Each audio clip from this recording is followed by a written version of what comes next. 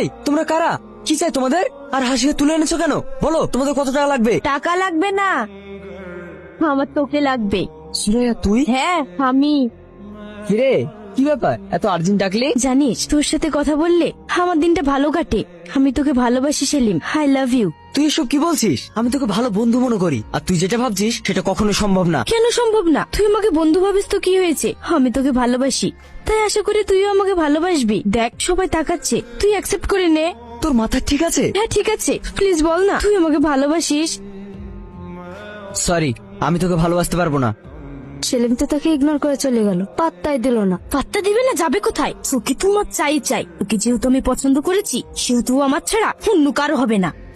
ভাই, আমার মেয়েকে আপনাদের বাড়ি ছোট বৌমা করতে চায়, এতে আপনার কি মতামত? চাইলে তো সবকিছু হয় না। তাছাড়া আপনার মেয়েকে আমাদের পছন্দ না। কেন? আপনার মেয়ে তো দিনরাত ছেলেদের সাথে ঘুরে বেড়ায়, তাছাড়া ড্রিঙ্কস করে, স্মোক করে, নেশা করে। এমন মেয়ে আমাদের পরিবারের সাথে যায় না। এসব তুমি কি বলছো? বৌমা ঠিকই বলছে, এ বাড়িতে ছেলেরা পর্যন্ত কেউ নেশা করে না, আর একটা মেয়ে হয়ে নেশা করে। এটা আমি কখনোই মেনে নেব না, অসম্ভব।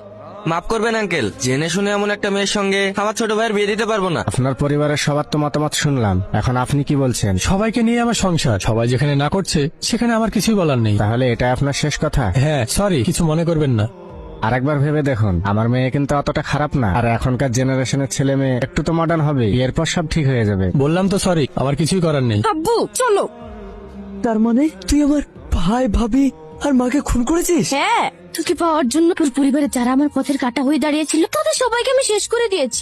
আর কোথাকার একটা মেয়ে আমার পথের কাটা হয়ে দাঁড়াবে, তাকে আমি ছেড়ে দেবো? এটা কি করে ভাবলি? সুরাইয়া তুই অনেক বড় ভুল করেছিস, এর কোনো ক্ষমা নেই। ভুল না করলে যে তোমাকে আমি পাবো না প্রিয়, তো কোনো অর্থে ওকে আমার চাই, আর আজ ওকে মেরে ওকে আমি বিয়ে করবো। তুই এটা করিস না। তাহলে আমাকে বিয়ে করে নে। কখনো না। তুই ভাবলি কি করে আমার ভাই, ভাবি, মায়ের খুনে কি আমি বিয়ে করবো? তাহলে আমার কিছু করার নেই। সেলিম, এই থাম, আমি বিয়ে করবো। এই যা রে, কাজে ডেকে নিয়ে আয়। হাত তোর দুলা ভাইয়ের জন্য দোকান থেকে দামি শেরবানিটা নিয়ে আসবি।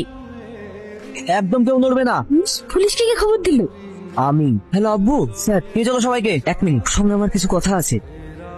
এটা কি করছে? আপনি আমাদের সামনে এটা করতে পারেন না। Sorry sir. তুই যে কাজ করেছিস আমার মন চাইছে ওকে এখানে মেরে ফেলি, কিন্তু আমি আইন নিজের হাতে তুলে নিচ্ছি না।